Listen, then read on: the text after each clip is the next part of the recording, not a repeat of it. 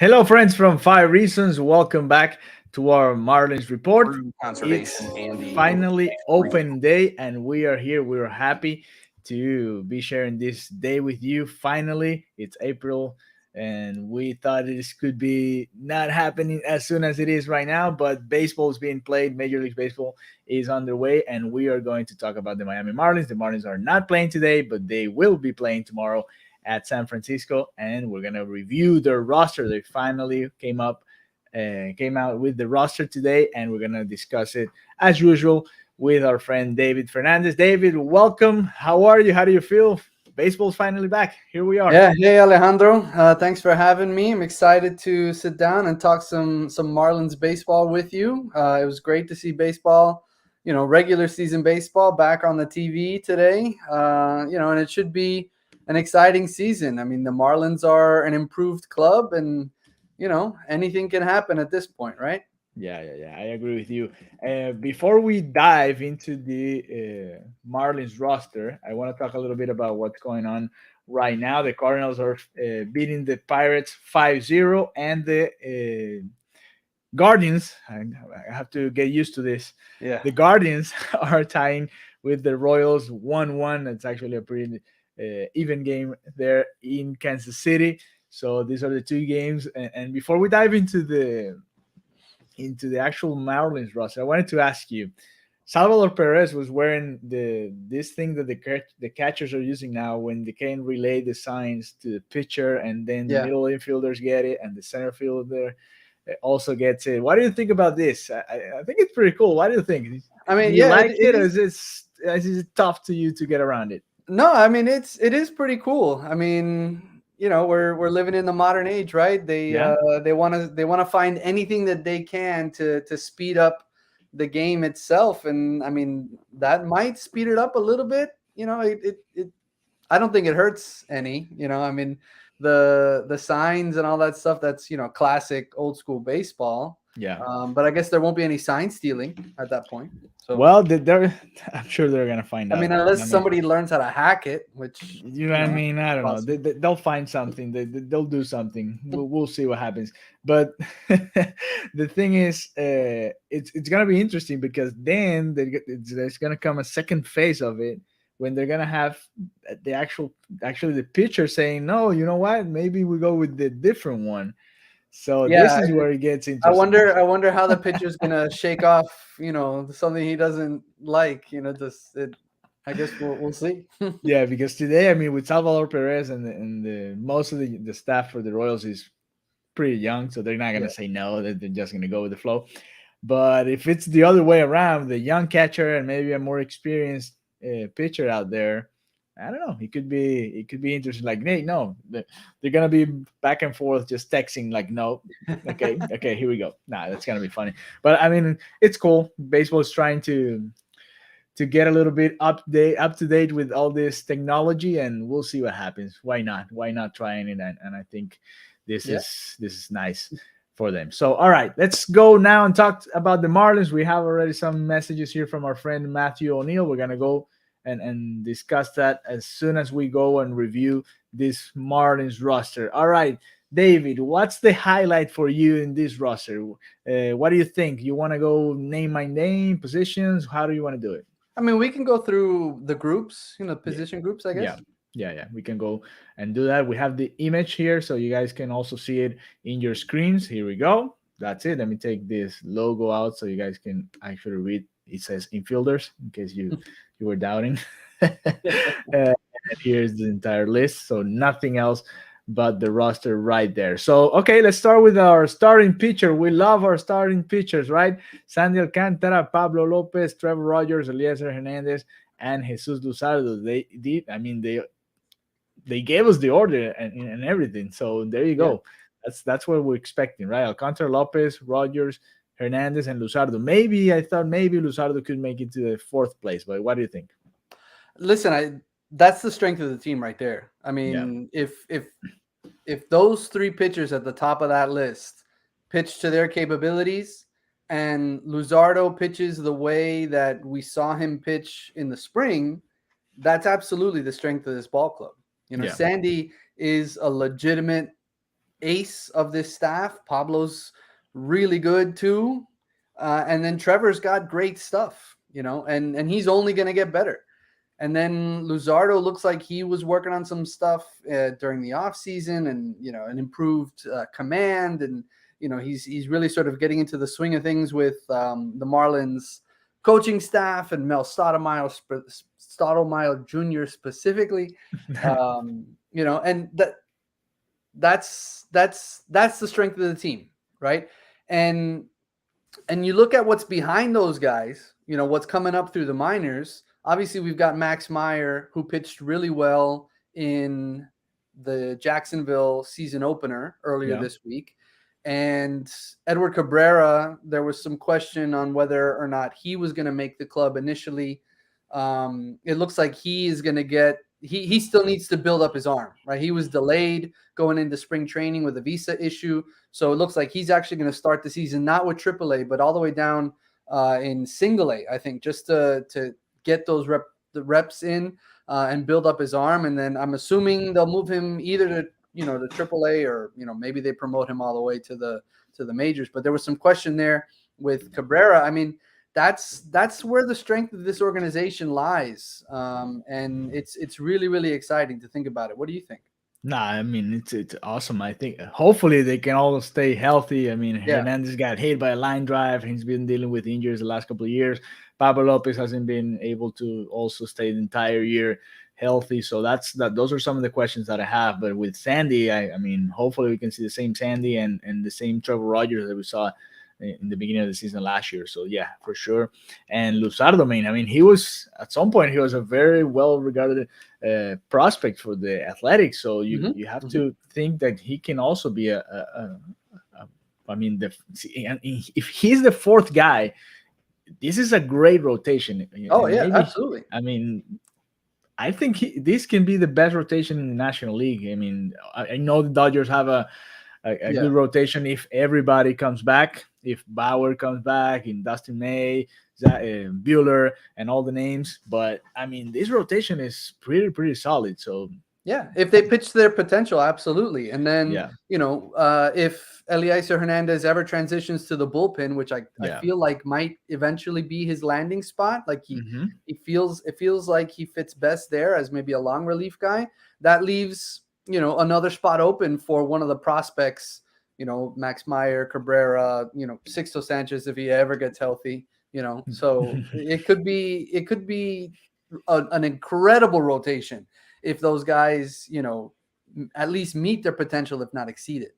yeah. Too bad Sixto Sanchez couldn't make it, and he's not in their best moment right now because that would have been awesome. Just Sandy Yeah. Alcantara, Sixto Sanchez probably in the second spot, and then Pablo Lopez, and then Trevor Rogers and Jesus Luzardo or Eliezer Hernandez. I mean, it would have been even better this rotation. So the Royals scored the second run. They're winning 2-1 right now in the bottom of the eighth. They're beating the Cleveland Guardians. I'm gonna have to say it over and Yeah, over. I'm in spring for training sure. still with this name, Cleveland Guardians, and so they're winning 2-1 right now. Uh, Talking about Max Meyer, we have a question here from Matthew O'Neill. He says, "Max Meyer debut. Are you expecting his Major League Baseball debut this season?"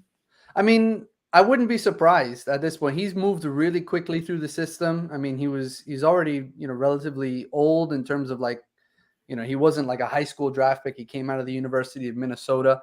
Yeah. So he had experience, and he moved into he made it to AAA by the end of last season. I think his last two starts were with Jacksonville in AAA, and he was great in those starts. He had like 17 strikeouts in the 10 innings that he pitched at the end of the year last year. He looked really good in spring, in the workouts and all of that, and then he looked great the other night for the Jumbo Shrimp. And he didn't factor into the decision at all, but he had 5 strikeouts over 4 innings.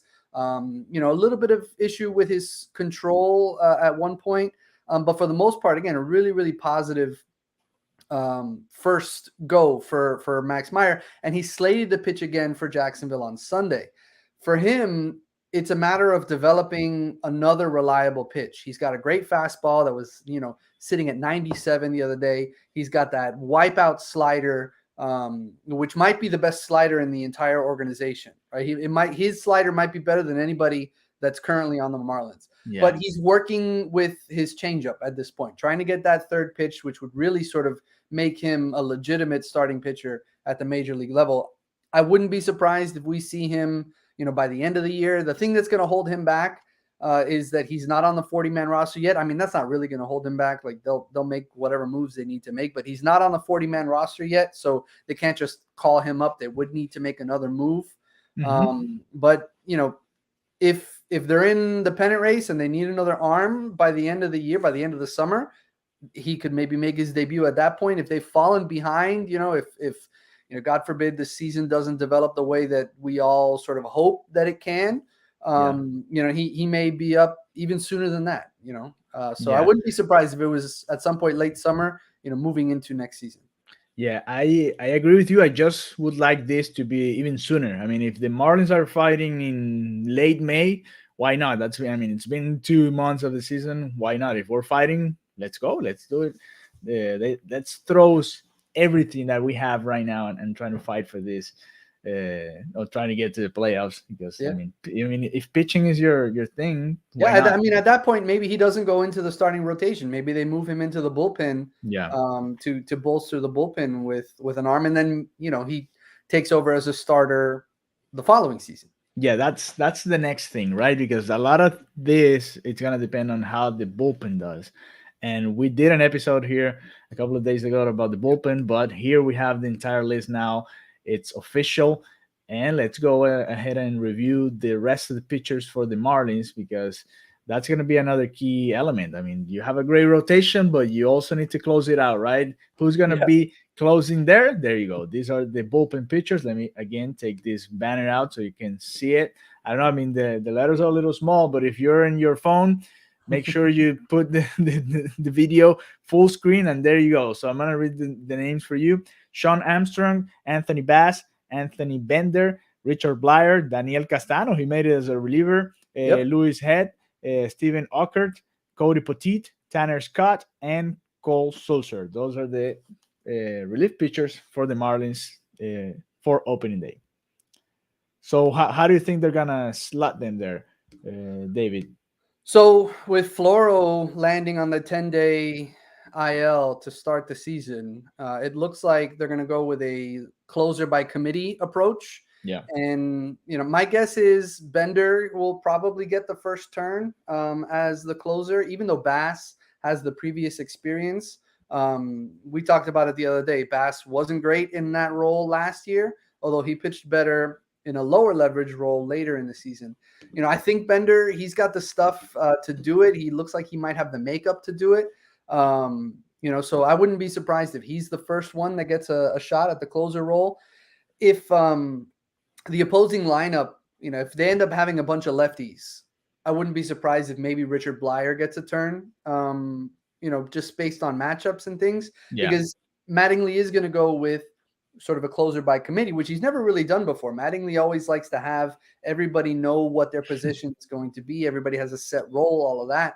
One of the guys that they got from Baltimore, Cole Sulzer, he has closer experience as well, so he'll probably get one of those high leverage roles. He was supposed to be the Orioles closer this year. He had 8 saves, I think, either last year, or he has 8 saves, maybe over the course of his career. Point is, he has experience and he can do it. And then obviously Bass is there, but I think Bass is probably like the third or fourth option at this moment in time. I would assume that it's going to be some, mixture of Bender, Sulzer, Blyer, and then Bass to close out those games. The name that that's kind of a surprise. I mean, they also got Tanner Scott in that trade. They had traded earlier, I mean, before the lockout, they traded for Louis Head from the Rays, who has some, major league experience. But the name that was on there that sort of comes out of nowhere, who wasn't with the Marlins last year, was Sean Armstrong. He was the non-roster invitee that they picked up, and he's got some experience, right? He's pitched in the majors, I think, over parts of 7 seasons. And he's somebody that they liked, and it was because they wanted Armstrong on the roster, that they made that trade yesterday.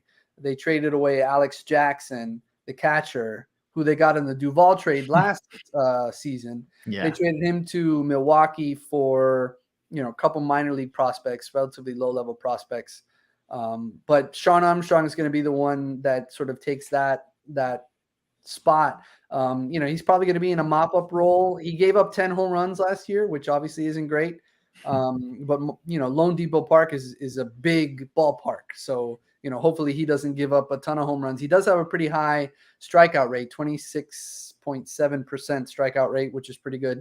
But his ERA last year wasn't great. It was a 6.75 ERA. So Yeah.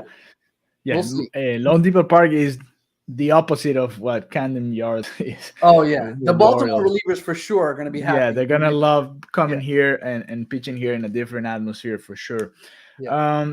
I was looking for the Solskjaer stats. He had 5 saves on 2020 and 8 saves last year in 2021. Last year he finished with a 2.7 ERA, 2.70 in 63.1 innings. So there you go, 63 innings and a third. He struck out 73 guys in those innings. So he's coming off a good season, and he should be a solid pitcher out there in the bullpen. So, all right, let's continue here. Let me see. Mike Lawrence is asking, is Sandy getting the opening day start? Yes, that was confirmed by the Marlins a couple of days ago already. Yeah. He's going to be the number one. And they actually gave us here the order. That's going to be the order right there. Yeah. Sandy Alcantara, Pablo Lopez, Trevor Rogers, Eliezer Hernandez, and Jesus Luzardo. So you have three Venezuelans there, a Dominican and American in that rotation. Our big three are in San Francisco. And then Eliezer and Luzardo, they get to deal with the Angels. They get to deal with Mike Trout and Shohei Ohtani. So I don't know how fair that is, but listen, the Giants were the best team in MLB last year. So I mean, you pick your poison there. With Sandy, this is his third straight opening day start, which is nice. Only 2 other times in Marlins history have we seen a starter get opening day 3 in a row, and it was Josh Beckett and Josh Johnson. So that's a fun little trivia nugget, I guess. Yeah. Jose Fernandez should have been there, but that's Mattingly's fault. Yeah, definitely. Because not because Jose Fernandez passed away. That's not what I'm saying. It's because he picked Wei Yin Chen instead of Jose Fernandez one of those years, and I still don't get it why they did that. But anyway, coming back to what's going on right now, let's go ahead and talk about the actual position players for the Marlins. Before Matthew is asking for a record projection, 85 wins. Wait for a second. We'll give it to you at the end of this video. And do they make the playoffs? That's going to be along that same question there. So Matthew, thank you for being here. Mike, and all of you that are watching this, thank you. We're going to try to do this often during the season. Also, Man on Second, they released their podcast episode today. So if you're a Marlins fan, make sure you go check that out. Yeah, they had Logan Morrison on today. There you go. Here you have us, but there you also have Logan Morrison and Joe Frisaro and the entire team. They're following the Marlins and what they do on a daily basis. So go ahead and follow them and their work as well. So let's continue with our coverage here. The Royals, by the way, scored a couple of runs. They're winning 3-1. So they're 3 outs away from their first win of the season. The Cardinals are winning 5-0 against the Pirates in the bottom of the third. Later today, the Reds against the Braves, Astros, Angels, Padres, D-backs, and that's it. That's what we have for the rest of the day, because we had a delay with the Mets and Nationals, in also a couple of games postponed. The Red Sox against the Yankees and the Mariners against the Twins. So we get almost half of the games that we were supposed to get in the first point. But we're happy. The Marlins tomorrow, for all of you that are wondering, they're playing tomorrow at San Francisco. Is going to be at 1:35 Pacific time. So for us here on the East Coast, it's going to be 4:35 p.m. That's the time the game starting. Sandy Alcantara against Logan Webb. A good game, and we're going to talk a little bit about this here in a second. But before, let's go and check this roster. These are our guys for this season. Let's start with the infielders: Jesus Aguilar, Brian Anderson, John Birdie, Jazz Chisholm Jr., Garrett Cooper, Miguel Rojas, Joey Wendell. A lot of infielders, a lot of options there. Outfielders: Brian De La Cruz. He made it right there in the last second. Yeah. Abisael Garcia, Jesus Sanchez, and Jorge Soler. There you have three outfielders and probably one of the DHs, if you ask me, but we'll discuss it with David. And the two catchers: Peyton Henry, and who's going to be the starter, Jacob Stallings, who's coming off a season where he won the Gold Glove. So there you go. That's the team. First, let's start with the infielders. A lot of options here. I mean, Aguilar and Cooper should be battling for first. I guess Aguilar is going to be playing first. Cooper should be DHing if he's going to be in the starting lineup. That's a good question there and something to discuss. Anderson, Birdie, and Wendell, the three of them can play third. Even Rojas can play third if Mattingly can get creative and I don't know, put Jazz Chisholm in shortstop and maybe Wendell in second. I mean, they can play around with these guys, but I think there are two key questions here. How much is actually Garrett Cooper getting? How much time is he getting? How many options? How many at bats is he getting this year? And also, how many at bats or where are they going to use Brian Anderson? Right, with all this, I mean, so many options around the infield. Yeah, so I think the word of the year is probably going to be versatility, because when you look at that roster, there's versatility up and down, defensive versatility specifically up and down the roster. You have multiple guys that can play multiple positions, right? And when you look at that infield, sure, first base is going to be either Garrett Cooper or Jesus Aguilar, more often than not. Yeah. But the reality is everybody else that's involved there can play in multiple places, and with Cooper and Aguilar, one of them is likely at first and the other one is likely the designated hitter, so their bats are always going to be in the lineup, which is important because those are RBI machines, right? For this team. Aguilar, he was leading the NL in RBIs, or he was second in the NL in RBIs, and then he got hurt, so he kind of, he didn't get to sort of factor in that race towards the end, but he's a run producer and they just extended him, right? They avoided arbitration with him. And we're going to get to see, hopefully he doesn't get hurt, a full season from Garrett Cooper. And I think having Garrett Cooper play, not play in the field is going to help him. It's going to help everybody, right? We don't have to watch him play defense. But it's going to help him from a health perspective, because that's the thing that's really been holding Garrett Cooper back. If he gets a full season of at-bats, he's going to produce. He is an excellent hitter, and he's going to hit the ball out of the park. He's going to drive in runs. Yeah. He's going to be a consistent threat. Everybody else in that infield, though, they can play anywhere. Mm-hmm. And what's interesting is it sounds like all the reports are kind of pointing to Brian Anderson being a utility guy, and that Joey Wendell is going to be the everyday third baseman. Like, he's a left-handed hitter, so he's going to get the starts against righties, right? And then, against lefties, obviously Anderson can play there. So there might be something of a platoon. If not, Anderson is going to be a utility guy, which is why they were working him out in the outfield during spring training, because they want to get him in the lineup. But again, he's had some injury inconsistencies. I know people were clamoring for the team to extend him, but really this is kind of a make it or break it year for Brian Anderson at this point. And I don't think that he's going to be in the lineup every single day. Because I think Joey Wendell is going to end up producing more on a more consistent basis. Even if, we know that Anderson's a great third baseman. I think he was he was a finalist for the Gold Glove in 2020, I think it was. And he should have been if Nolan Arenado wasn't the greatest fielding third baseman that we've seen in a generation, I think Brian Anderson probably has a Gold Glove over there. Yeah, I mean, he has both him, Arenado, and Manny Machado, so yeah, it's not easy. But I think Wendell is going to take over. Wendell was their best hitter this spring. He hit 387. He had an OPS of 876. He's got a lot of experience. He's pretty good with runners in scoring position, and 2 outs.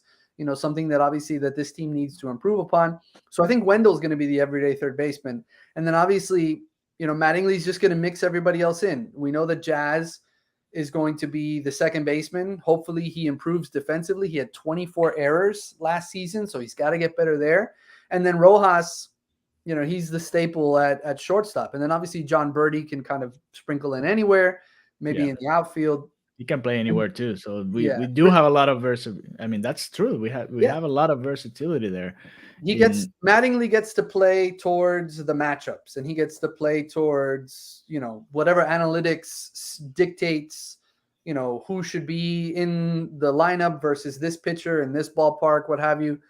He has those options this year with the makeup of this infield. And then the good thing is, we're going to see Birdie in the outfield occasionally. We're going to see Brian Anderson in the outfield occasionally. Anderson, we know, can play in the outfield, in the corner outfield specifically. Like, he's a good right fielder. Yeah. We've seen it, so maybe he gets into the lineup consistently over there. If Soler becomes more of a designated hitter, then maybe that creates some room for Brian Anderson in the outfield. But I think Wendell's going to be sort of the everyday third baseman. And then, we know Jazz will be at second. We know Rojas will be at short. And then, they'll take it from there. Yeah, I agree with you. And I mean, the good thing is that you're going to have a lot of people. And if somebody goes down with an injury or anything, you do have a good replacement there and a lot of options. It's not like, I feel like in that regard, this roster, I mean, you do have a lot of more options than in the previous years. Oh, yeah. That's the difference right there. I mean, they had 67 wins last year? Yeah. That's this roster, the makeup of this roster right now. We're not going to have. They're not going to win. They're not going to win 100. It's not going to get a 90. start. Yeah, I mean, I'm sorry for him, but Isan Diaz probably shouldn't be up on the major league roster. I mean, he started, a lot of games. I mean, but they had to do it, right? They had to give those guys a chance, and those were the seasons to actually try it out. It didn't work, and they got rid of them. That's I mean, that's what they had to do in that regard. So I'm kind of happy with what they did, and me too. This roster looks a lot better than what we saw last year, at least in paper. We'll see what happens on the field, which is what actually matters. All right, let's go to the outfielders. I mean, we only have 4, but we know that Jorge Soler should be the DH. So you actually have 3 if you count him. But what do you think they're going to do there? I mean, they have Brian De La Cruz, Avisail Garcia, Jesus Sanchez, and Jorge Soler. And I don't know who's going to be playing there. Jesus Sanchez in center field to start, right? Probably to start. Yeah, he's gonna get the first crack at it, and then. But here's the thing: you put Soler in left field right now, or what do you do? Or maybe Avisail Garcia in left field, Brian Anderson right field. Or how do you handle it I think for opening day? For opening day, Soler is out there, Garcia's out there, and Sanchez is out there. Brian Anderson's on the bench for me on opening day. And then if the defense is a disaster, then you start to think about, then Soler sort of joins that rotation for designated hitter, right? With Aguilar and Cooper. Yeah, I mean, to me, Soler should be the starting DH, if you ask me. Yeah, but they do have a lot of options. Yeah, that's probably his best fit. But the reality is, if they want to have their best lineup possible, Soler has to be in either left or right field. Yeah, they have to throw everybody out there and throw maybe a Gary Cooper in the DH spot or Aguilar, depending on who's out there. Yeah, and Garcia might get a turn in center field from time to time. He has a little bit of experience there. The real question was Brian De La Cruz, right? We didn't know. I mean, they sent him down early in the spring, and there was a lot of question about why they would do that, because he played really well following the trade last season. He kind of tailed off at the end of the year. He wasn't like the end. I guess August and September weren't great for him, particularly September. But he has the talent to be a contributor. Now, I think the team's thinking in sending him down was that he'd get everyday reps in Jacksonville, right, in center field. But when they brought in Roman Quinn and they brought in Delino DeShields over the spring, neither of them impressed the team enough to give up a spot on the 40-man roster. So when it came down to it, De La Cruz was the only other outfielder that was on the 40-man roster. So he almost got a spot by default. They kind of had to do it. Yeah, But it's terrible to say it, but I think that's kind of how it played out. They were hoping that somebody else would maybe, win the spot, right? Or they were hoping to execute a trade. We know that they've been trying to make a trade, but it just kind of turns out that none of those things panned out for them. So they're bringing in De La Cruz, even though they had sent him down. So, I mean, grand scheme, like he's probably a fourth outfielder. Like he's not an everyday guy, So you were maybe hoping that he would get a little bit more development at AAA, especially from a defensive perspective. But he's a better option than, offensively, certainly, than Roman Quinn, than Delino DeShields, than some of the other things that they had cooking at that time. And he's really a placeholder for some of the other prospects that are in the system that are also in Jacksonville, JJ Bleday and Peyton Burdick. Those were two of the names that we thought could have a chance if the Marlins didn't make the Avisail Garcia or Jorge Soler moves in this offseason. But now that they're not going to be starting here, they better just go down and try to show that they can be part of this team. Neither of those play center field, which could have been an option for them, right? Maybe. And that's that they're paying tried, for that. I mean, Bleday got the start in center field in Jacksonville's opener, and he looked okay out there. So he could maybe be an option if he's not. I mean, if he's hitting the ball, I think the Marlins this year are saying, you know what, we love defense, but if we do have to just put people out there that are hitting, that's what they're gonna do. I mean, that's the way to go, I guess. So we'll see what happens. So to answer the question from our friend Matthew, do the Marlins make the playoffs? Record projection 85 wins, so that's over 500. Two questions in one, David. Are they an over 500 team in this division, and do they make the playoffs? So I think they're going to be right there in terms of 500. I think there's a chance that this team, wins 81 games. I could see them finishing anywhere between like 80 and 85 games to go with Matthew's number. And if they get all the way to 85, they're in the mix for the wild card. Even if they get to 81, they're probably going to be pushing for a wild card anyway, because there are, they expanded the playoffs this year, right? So there's more spots. There'll be 3 wild card spots, I think. Yes. So, just by default, they're going to have a better chance this year than they've had in years past. And the fact that they have an improved lineup, hopefully, a good bullpen that can close out games, especially early on, that's going to keep them in the running here throughout the season. So, I could see them winning anywhere from 80 to 85 games. So I'll go with like 83. I don't know. Just split the difference. So they're barely over 500, but they made it. I think so. Yeah, you have to remember the Washington Nationals are not looking very good, so they could be a team they can pick on and maybe get a lot of. Because everybody else in the division. Yeah. I mean, we know what happens with the Mets. They always spend a lot of money, and the team doesn't quite play as they should play. The Phillies haven't even made the playoffs since they made all the moves, but they continue to bring good guys, and of course the Marlins are probably the 4th there in the projection. The Marlins division. Get the Phillies at home first. The home opener is against the Phillies. Yes, we're gonna be there. That's I'm waiting for the Marlins response, but I want to be there for that opening day at Lone Depot Park, and of course we're gonna be covering the entire Marlins season here on 5 Reasons. Thank you very much to all of you that joined us.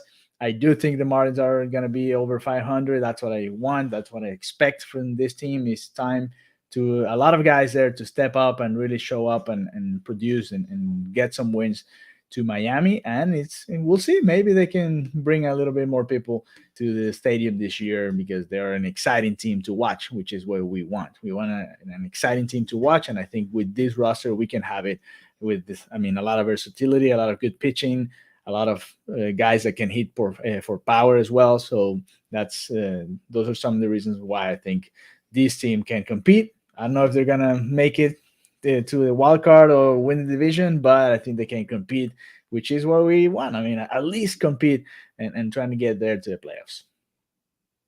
So that's it. We're getting ready for tomorrow's opening day. Remember, the Marlins against the San Francisco Giants. Not easy. Logan Webb against Sandy Alcantara. That's going to be the matchup there. And we'll continue bringing you content here on the 5 Reasons YouTube channel. Have a good night. Enjoy the opening day feeling. And we will see you tomorrow or later here on the 5 Reasons YouTube channel. Have a good one.